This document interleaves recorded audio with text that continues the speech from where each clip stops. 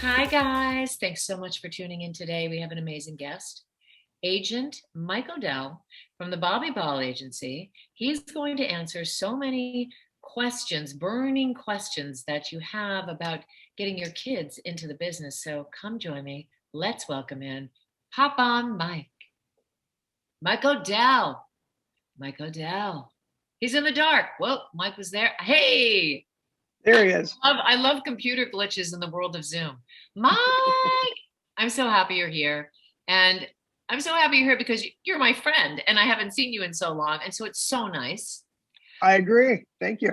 On the other side of it, I'm so happy you're here because you are a kids agent. You had a lot of kids and adults and kids, but I really want to focus on the kids and getting to know you and how parents who might tune in will get some little juicy nuggets from you on how to help their kids in this crazy business. So Okay. let's Good. begin.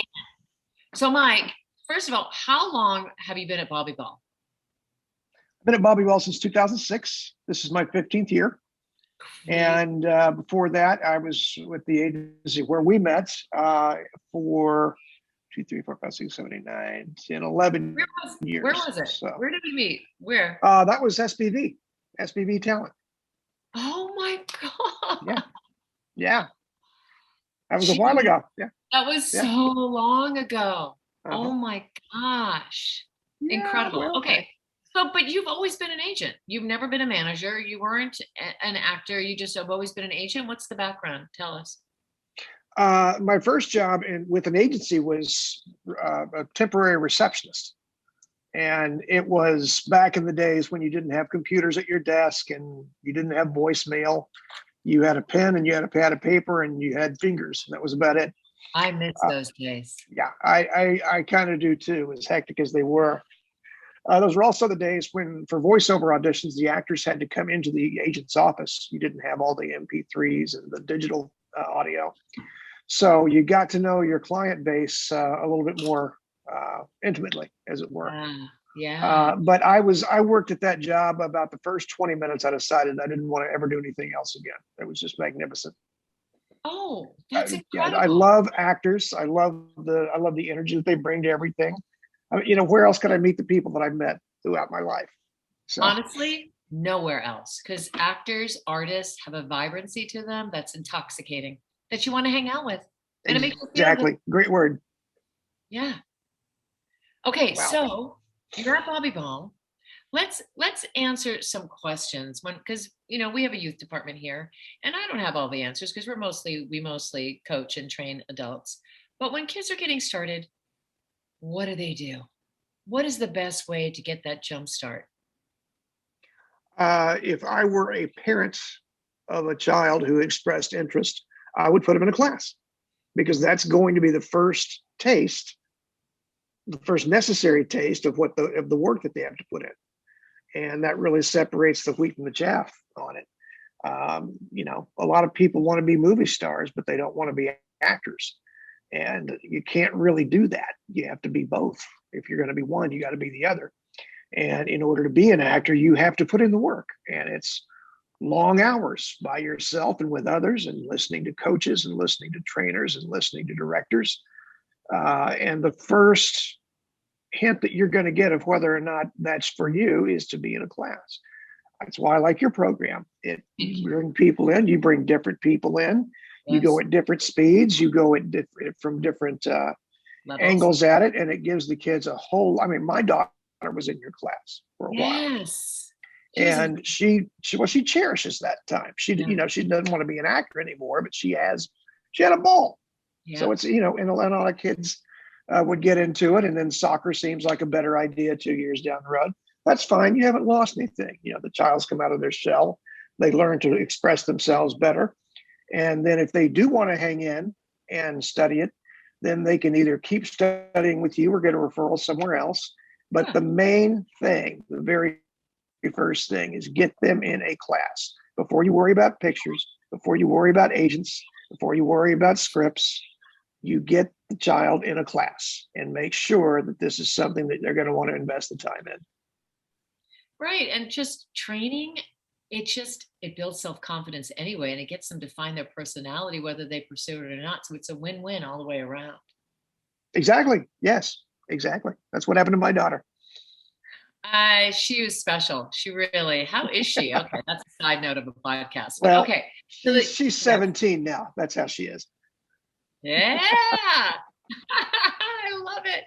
Happy So time. they're in classes, whether they're at my studio, other studios, but they're training. But then when they start getting, I'll have people come in and want to have pictures and get an agent so fast. But what's the message? The message that you're saying is you've got to have the training first to see if you connect to the material, because you don't want to start and rush it, because it is a craft no matter what age you are. Well, you've got to be able to deliver. Yes. You must be able to walk and chalk and chew gum at the same time. And that's oversimplifying it, but it is a skill that you've developed. And you don't develop it with one class. You develop it with a body of work with a lot of different classes. The most overrated thing that you can do when you're first starting out is start worrying about getting an agent. You're not ready for an agent yet. You are still learning. You're not ready to operate your first day of medical school. So those are the things I think that so many people have to bear in mind. And it was a long time ago, but I've been young before, and I've been in a hurry before. And you do get in a hurry, but it's such a nice ride. The training and the showcases that are done and the relationships that you build. I mean, it's such a magnificent ride that you should enjoy every second of it. And don't be in a hurry. There's not a finish line. You don't ever just take the trophy and go home. If this is something you really want to do with your life, then you're going to do it all your life. Mm-hmm. Hopefully that's a good long time. Mm-hmm. But there is no finish line on that. You're always going to be learning. You're always going to be growing. And after you get past a certain point, you're probably, unbeknownst to you, going to be teaching. So there's just such a nice circle around it. I mean, I've run into some wonderful, wonderful people who taught me as an agent things I didn't know about actors. Yes. And even me, who has no interest in doing that, can learn from people who have gone down this road before. And it's a neat insight because you get something that you haven't never thought of before. But most of the time you get the passion. You get the passion that comes from wanting to work in the arts. And there's nothing like that. There is nothing like it. But there is the ups and downs of it. So if a kid is interested and they continue, how do they go about getting you as an agent? What would you have to see that would inspire you into being intrigued to represent them?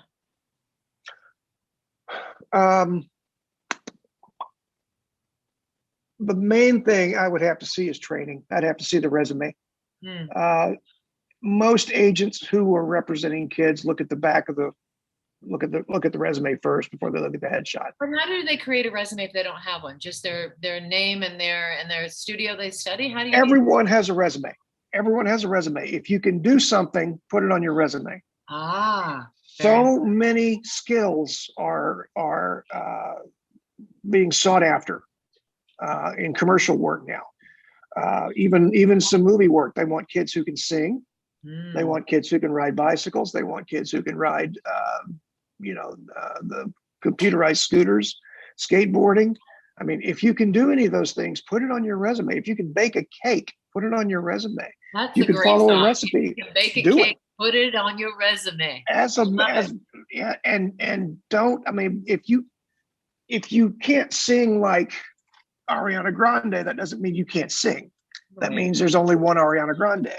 So if you sing, if you can carry a tune, put that down and then practice, because people are going to want to know that you can do that.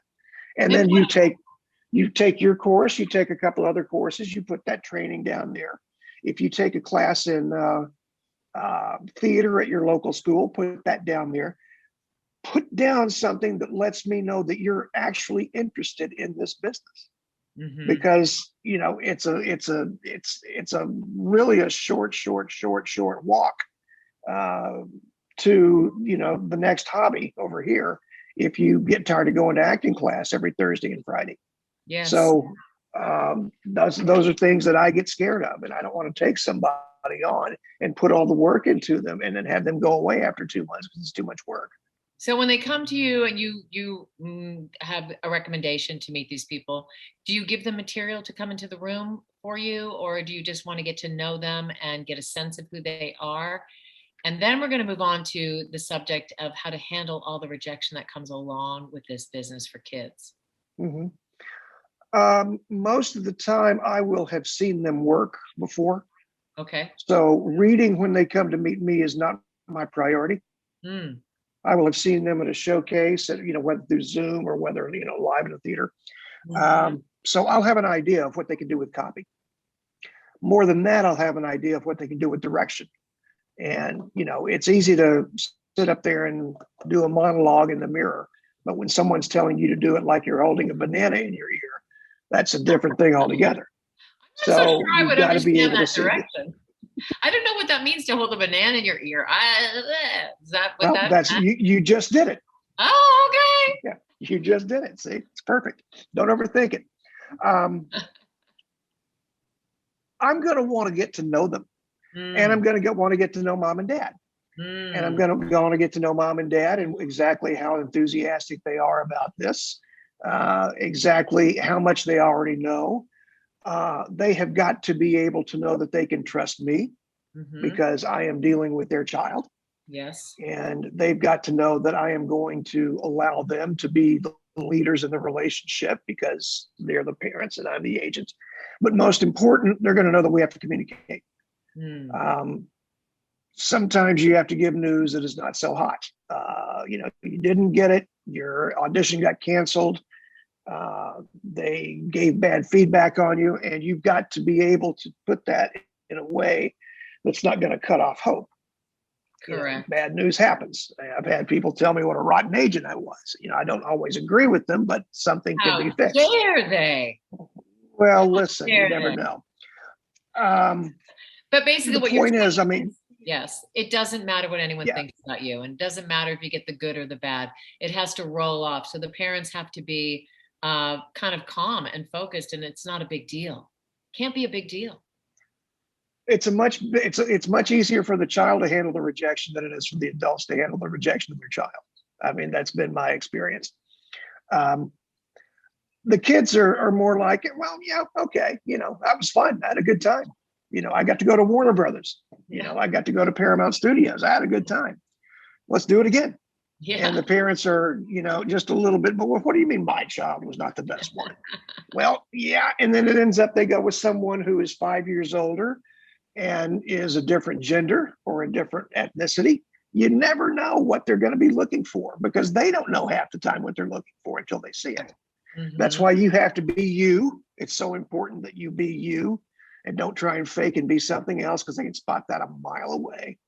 The biggest thing that I need for my younger clients to realize is that as many times as you're going to be told no, there's another audition right around the corner. And if you really want to get this business down to the nub, consider the fact that every time an actor gets a job, they're secretly worried that that's the last job they're ever going to have because there is no guarantee of another one. So there's always going to be that leap of faith that you make in yourself. I am good enough to do this and I'm good enough to succeed. So if they didn't like me, well, that's their fault. Too bad. I'm right and they're wrong. That's right. And that's literally it. It has to be. And also you can't just base your life if you're going to get an acting job or not. You have to be a fully fleshed out person. And for these kids, you have to have fun at all costs and you have to still have friends and do everything else. It is so, so, so important because I have seen children that just take rejection to the heart. And then I think to myself that this is not the business for them. That's fair. That's fair to say. Yeah. That's fair to say.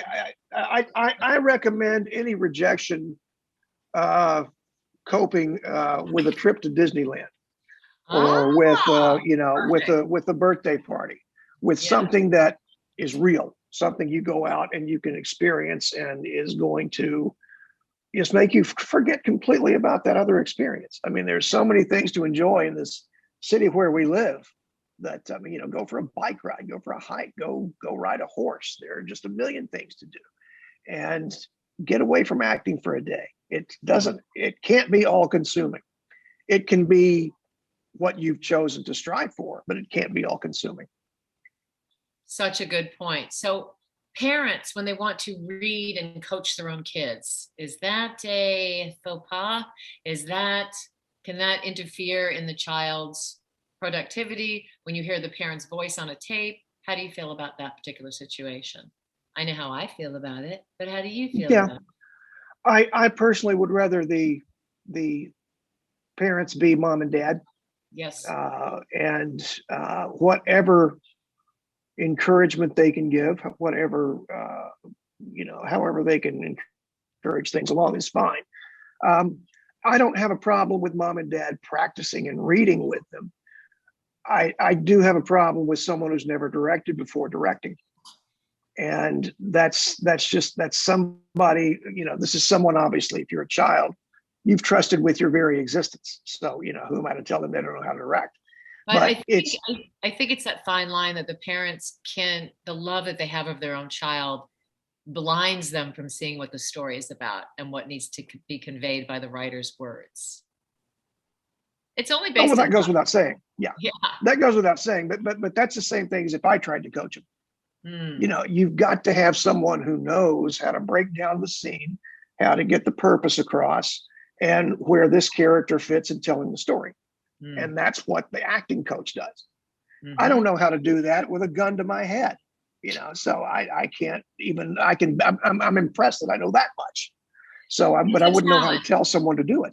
It's definitely, I can break down a script in 30 seconds because I've been doing that muscle, working that muscle every day for 17 years. And my coaches here, they can do the same, but it's a muscle to work. And you really have to practice that muscle as much as actors have to practice, breaking down their scripts for themselves. So they get started, Mike, and they come and they see you, and then you sign them. And what are some necessary things? They have to get permits. They have to get a Theogan account. Can we address that? What kind of permits do the kids have to get? And what exactly is that Theogan account? The entertainment work permit is a license, if you will, awarded by the state of California that enables anyone who is unemancipated or under 18 years old and still in either 1 through 12th grade. It enables them to work in the entertainment industry for a certain number of hours, and those hours are on a sliding scale. The older you are, obviously, the more time you spend on set.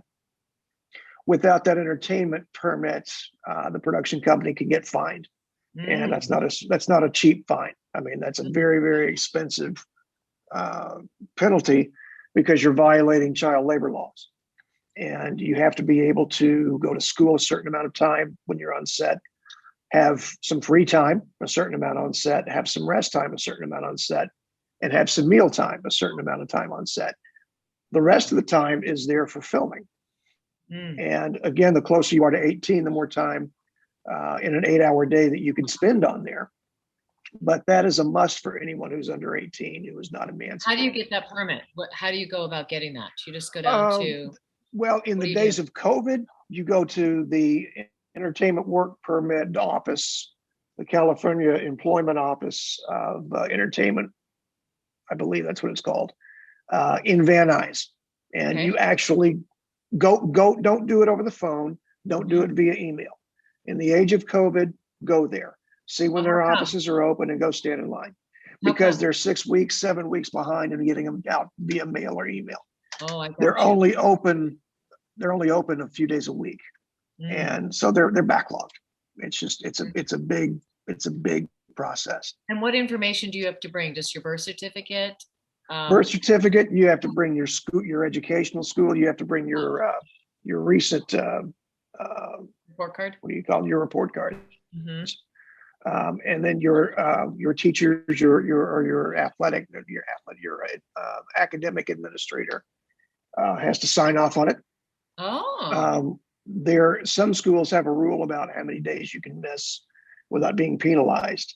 And in some cases, if you miss an extraordinary number of days of school because you're on set, sometimes the school is going to say, okay, he can't miss or she can't miss anymore. We're not going to sign the work permit again. That's when I kind of have to get involved and say, well, there's still, what are their marks? Yeah. Are they passing your class? Well, then why do you care if they're or not? Yes. So, yes. Yeah. The Theogan account is an automatic account that is created to where a total of 15% of whatever the gross paycheck is sent by production to that account. It doesn't go to me, the agent. It doesn't go to mom and dad. It doesn't go to the child. It goes from production office to bank account for the child. The child gets that 15% of every paycheck that they get once they're 18 years old. That is to keep any parent who accidentally spends all the money and doesn't leave the child with anything once they're and not that a was minor anymore. That was developed, and I think I actually coached the kid a long time ago when I first started. He wasn't a kid then, when it was based on this child, and I can't remember his name. So what happened that the kids who came up with this law, because they found out that the parents were spending all the money, which they should spend some of it because it's their time, but not all of it. What happened? What's that story? The actor was Jackie Coogan, so that's why they call it the Coogan account. Okay, it wasn't Jackie his Coogan. Yes. Well, he predates both of us, so yeah. But when he was working on the Little Rascals. Yeah. Okay, that wasn't what I was thinking of. Yeah, all of his money got spent, taken away, and he literally had nothing as he became an older actor. Wow. And so there was some litigation that took place, and from that, the state of California decided to make that mandatory, and that any minor had to have an automatic percentage delivered to them on their 18th birthday, particularly if they worked as much as Jackie Coogan did. Wow. There are several others who have had that problem. I think that he was on Different Strokes.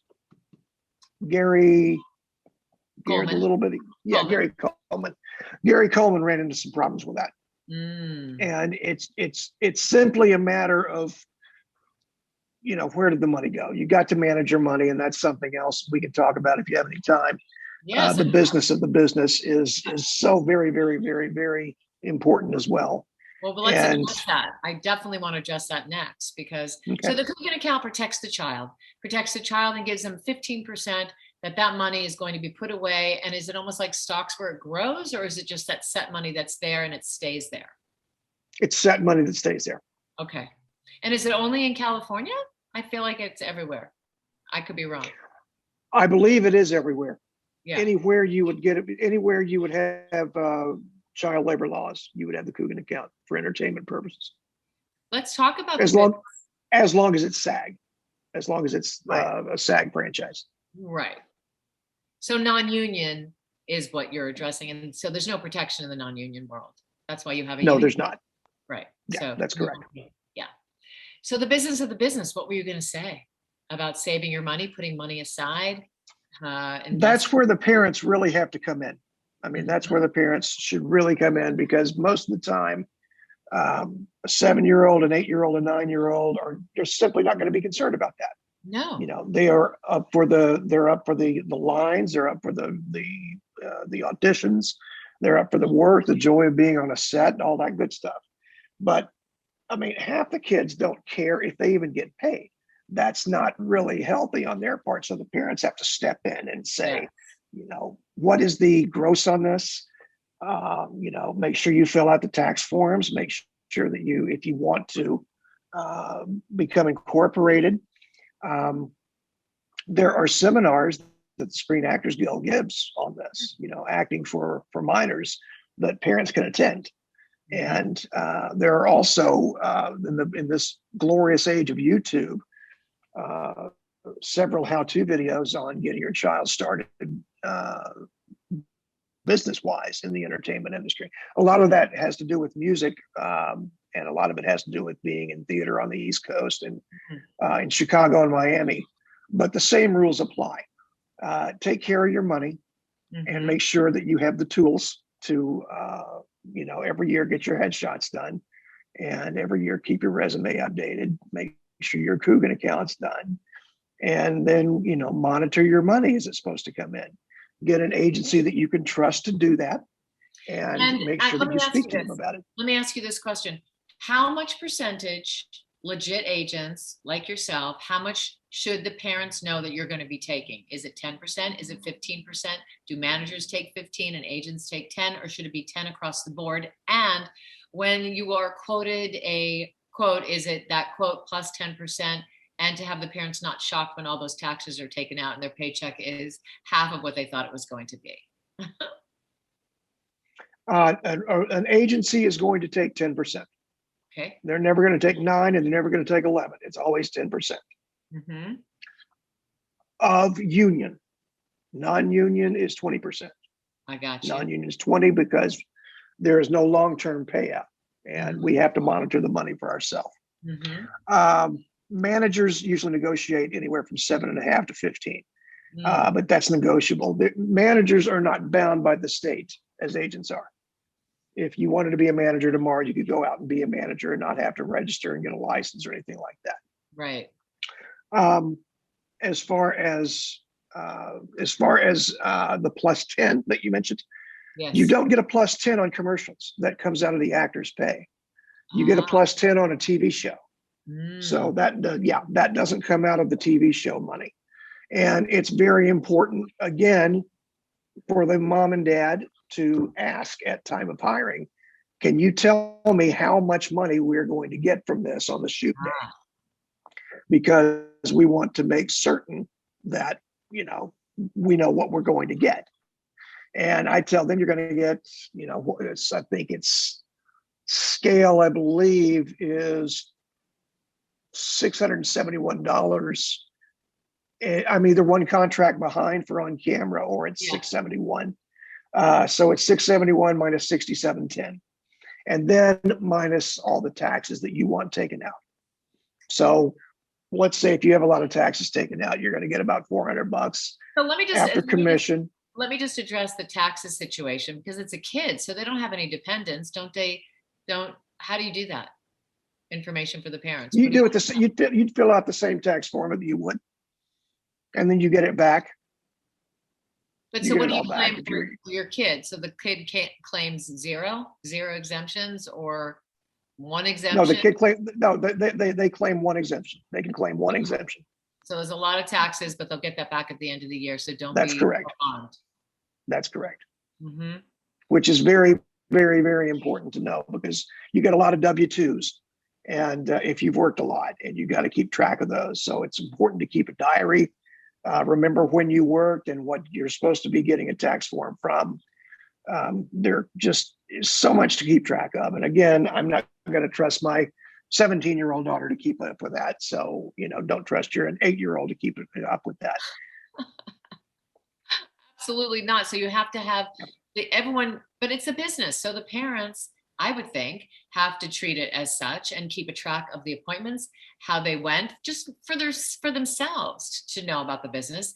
And when the checks come in. Now, how do people track and follow commercial residuals? Because I've heard stories where people's commercials were airing and then they weren't getting residuals.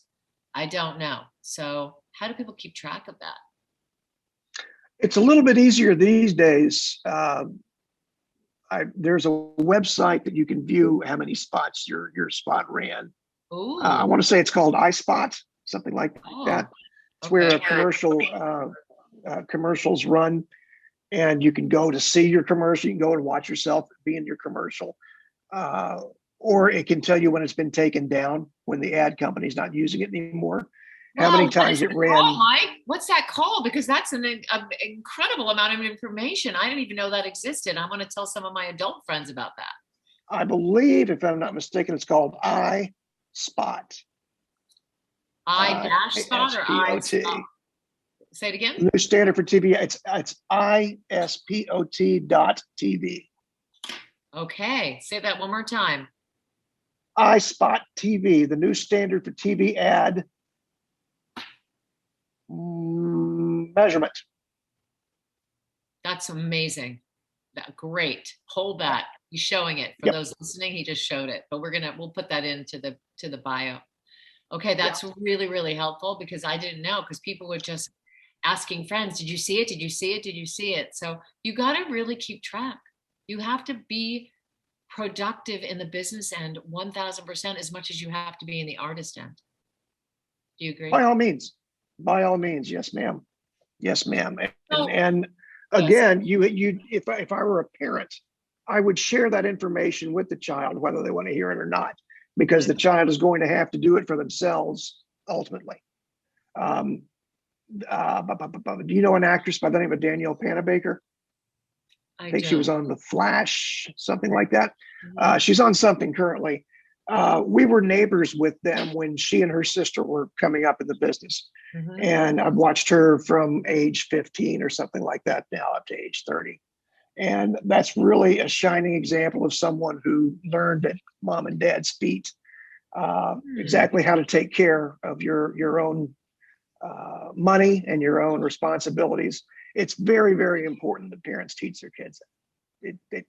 You can't teach them anything more important. You may not be able to direct them in a scene, but you can show them how, the difference between a credit and a debit, and how much money's coming in and how much you need to expect. So, mom and dad, if you're listening, please, please, please have a little tutorial at least once or twice a year and say, here's your money, here's what you made, here's what we're going to do with it. One of these days, it's going to be up to you to do it. So learn quick. I think that's great advice. What's a wonderful scenario how parents could be? Because since you represent children, you basically represent the parents in the way that they're going to behave with you. So what's a good scenario, and what would be a pet peeve scenario, and what would push you into not wanting to represent the children because the parents are behaving in a certain fashion? Well, I guess taking the second one first, when I feel like the parent wants it more than the child does, and or making kind of a nuisance of themselves, calling up and asking irrelevant questions and questions that there are obviously no answers for. I don't know why they took a woman over a man in this spot. They didn't call me and consult me. So why would you be asking me that? That's an irrelevant question. I don't know. I will give you all the information I can, but if that's not enough information for you, then perhaps you need to become a manager and direct your child's career yourself, because obviously you don't like the way it's going. The perfect relationship is when, I believe I said it before, when it's mom and dad being mom and dad, and say, we're going to book out Johnny this weekend because we're all going to go camping with the whole family. So don't even think of calling us. And I said, well, I'm going to call you if something comes up, but I will bear in mind that you were up in Big Bear and you may or may not be able to get out. But it's the parents who are understanding of how to juggle. Yes, this is important, but it comes after family and it comes after academics. Everything else, we're going to favor this above that, but except for academics, because he can't be an actor if he falls below a certain grade point. They won't sign the work permit. And family is family. So, we have to give him all the support that we can, and, all the other stimulation that we can. But you do get the people who don't really see it that way, and who think that this is the most important thing that they've ever done for their child. And you can kind of that's why you interview the parents as well when you interview the young actor. And you kind of got to see exactly how much support they're getting. It could be none too. I mean, and that's the other side of it. I don't want him to do this because I think it's a waste of time. Well, gee, I don't think that that's a very good atmosphere to be nurturing in, but it's your child. As far as someone I just don't want to work with anymore, when I feel like that they're just not into it anymore, soccer practice takes preference, whatever else is suddenly more important. And that's not just kids, that's adults too. Oh, But absolutely. with kids, it happens a little more prevalently because one day you wake up and you've grown 6 or 7 inches, and suddenly you're, the best soccer player in town, Hmm. and your school wants you to be the star, and you can get a scholarship out of that. Hmm. Well, I can't argue with that. No, I can't I'm going argue to with miss that. you. Yeah. I'm going to miss you, but you can't do both. It's kind of tough to do both. Otherwise, people are probably a little bit more reasonable than you think by the time they get to me. Mm, That's why I go to seminars and showcases like yours. That's why I go and take referrals from you guys, thank you. because you are, most of the time you can spot a problem at 50 paces just like I could. And that's not going to be somebody that you're going to, refer to anyone. So yeah, I trust you. 1000%. And it is about trust. It is about, you know, um, meeting people and making the connections with people. And even if a kid came in with their parent and you said no now, you could say yes a year from now. Oh yeah. Particularly with young kids. Yeah, Mhm. you never know what's going to happen as the years go along.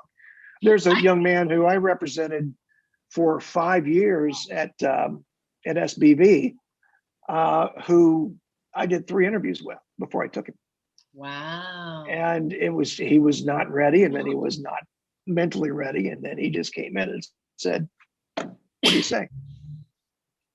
Timing is everything. And plus, Timing is everything. the kids, if you're not ready, you don't want to go on auditions. You want to learn the craft and get really good and connected to the material. So then when you have the opportunities, you have the opportunities. You don't want to Mm-hmm. rush it because then you're going to get exposed. It's a small town. Then everyone's going to see you and think you're not ready. And Mm-hmm. you're going to blow it for yourself. That needs to be chiseled on the wall somewhere. Yeah. Don't go too early. You're going to blow it for yourself. That's the motto. I think Yeah, but you just yeah. the perfect parent would be somebody who you take the meeting, they let their child run the meeting, they don't speak for their child, you make the decision, and then they're supportive. The child gets an audition and they say, yes, we're on it, it will be taken care of, and they submit it on time, they show up on time, they don't make excuses, and you don't hear from them until they book a job. That would be the ultimate. Parents are going to have questions, and I don't mind those questions. They don't automatically understand the nature of the business from moment one, so they're going to have questions, and I see part of my job, um, unless there's a manager involved, Mm-hmm. I see part of my job as being able to answer those questions, and if I can't answer it, I'll find someone who can, uh, which is rare, but just being at it for so long, I pretty much know everything they're going to guess. But when the business is hopping and it's really going, a lot of parents are really on board and see, we're just getting all these auditions, but our son's not booking anything. Mm-hmm. Well, that's right now. Okay. All that means is he hasn't had the right job yet. Mm-hmm. It's no right job hasn't come down the pipe. He's not failing. He's doing everything he's supposed to be doing. So are you guys. So am I. It's just the nature of the business. And so the parents who can grasp that and learn to be patient Mm-hmm. and learn not to get frustrated, because a lot of times the parents get frustrated well before the child does. Yes. The more parents can grab that and the faster they can grab that, the better of a help they're going to be to me. And it always seems like children, adults, everybody, the minute you're like, this is it, this is my last audition, I don't want to do this anymore, you book that job and you're Yeah. back in. You're back in for another 10 years. But I think it's very important that you keep all your interests, adults or kids, and you have a full life outside of the industry and you have interests that you might want to professionally do later on. So to me, acting is can always be done by everybody. Studying the craft, training in your craft, learning how to be the best storyteller, learning yourself about yourself and infusing that into the work. But having other interests, I think, is key to being a well-rounded person, to making yourself more intriguing, and to actually making stronger choices in the script to getting those jobs. Mike. Yes, I agree 100%. And the more well-rounded an actor is, the more, I guess, worldliness they're going to bring life experience they're going to bring to whatever the scene they're doing is. I've had 100 actors that I've represented over the years graduate from there to writing, because they've really grown as an artist, and they write what they want to act. And I thought, you know what, that's a pretty good gig if you can get it. So and some have become directors, some become photographers. So you never know where you're going to end up. You never know. You just have to keep putting it out there. How do you feel about kids having platforms on YouTube and Instagram Live or whatever that is? Do you think that helps them? Do you think that gets them seen on TikTok? Do you think that's that helps push them, or do people just think they're not really artists? They just got lucky with followers. But I don't know. Well, the easy answer is the Screen Actors Guild now has a contract for those people. So someone considers them artists. And I consider them artists because I've seen a lot of stuff that they can do that is magnificent material. Now, whether or not you think, juggling 6 ping pong balls while you're snoring is a good act, that's in the eye of the beholder. Sorry, I've seen some wonderful comedy. I don't think that makes you an actor. Performance artist. Yes. Performance artist. And the kids who write their own material, and who film their own material, who edit their own material, and who put their own material together are, this generation's Spielberg and everyone else. I mean, they're going to be doing that for the rest of their life, a lot of them. So again, I mean, keep your options open, because you never know what life's going to bring you. But if I had YouTube when I was that age, I would have been all over it. I would have been a madman going over crazy. So no, I don't think it's a bad idea. I would love to see. I think it's a wonderful idea. I just don't think that if you have success as a quote YouTuber, that you understand how to tell the story with somebody else's words. So it's not that you're a performer, you're a performing artist, yes, but it's a whole different subject matter to be an actor.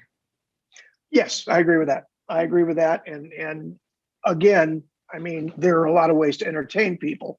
But the contract that I mentioned that SAG has on performance artists, it's specific to new media performances. Yeah. So the crazy example that I gave, it would fall to that person. The person who writes a script and films it and posts it on YouTube and does a role in it, and 6 of his friends do the other roles. Those are people who are being actors, and that's under a different contract. But everyone is considered to be an artist of one type of or another. Outside of any of the new media contracts, I really don't think that there's any good examples. Yeah, the new media has just become such a big part of the industry.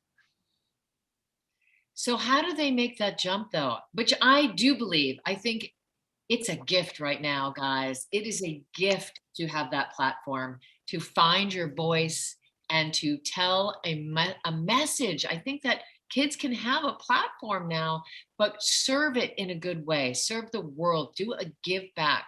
And even if you're never found and you never star in a movie, it's such a great thing to inspire.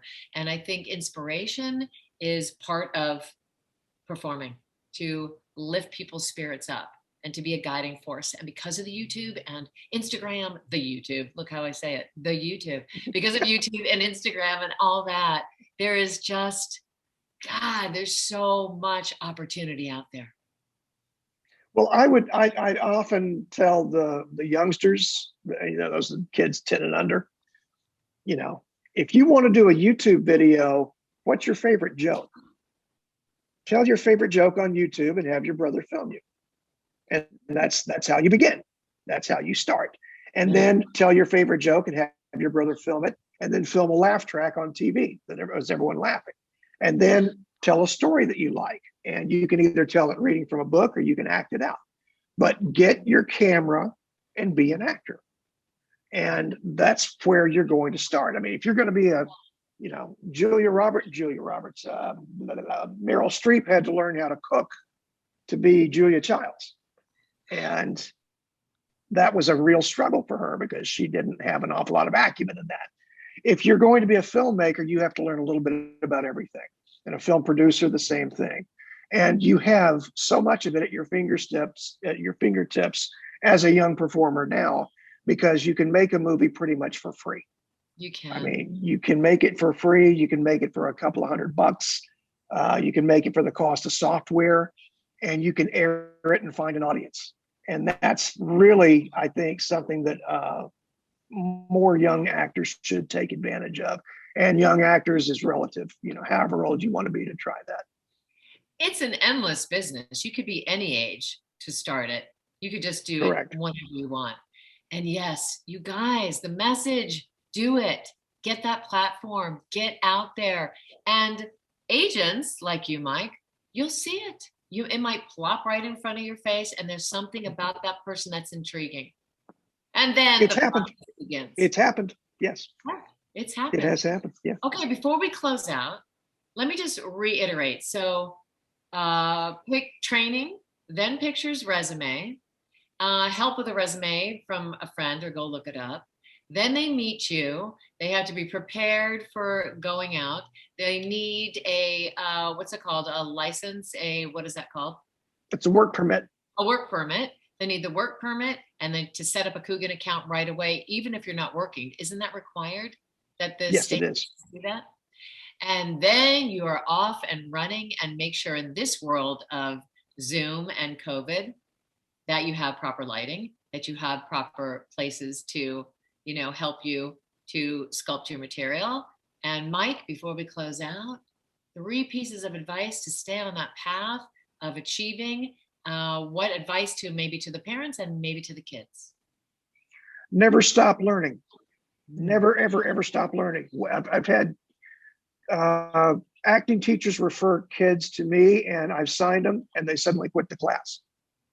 But suddenly, you have an agent, you don't need any teachers anymore. Well, no, that's not the case at all. You need to get better. Every single day, you need to get better. And if you're not getting better, you're getting worse. Yeah. So please stay active. Please stay in class. Second thing, sample what you want to do. I mean, go see movies, go see theater, go see, if you can get on a TV shoot, go watch a TV shoot be done. Learn how these things are done, because if you learn how to work for the camera is going to be very, very kind to you. It's going to be your best friend. And if you've only done live theater, it's very tough to know what on-camera work is like. The third thing is ask as many questions as you possibly can about all assets of the industry.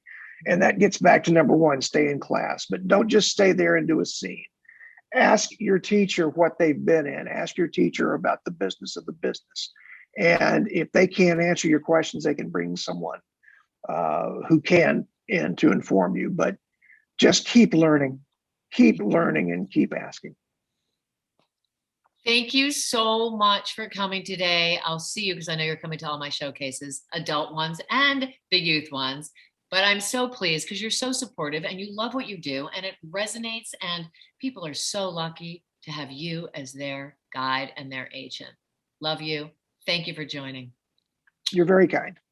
Thank you. Well, I mean it. And guys, stay courteously aggressive out there. See you next time.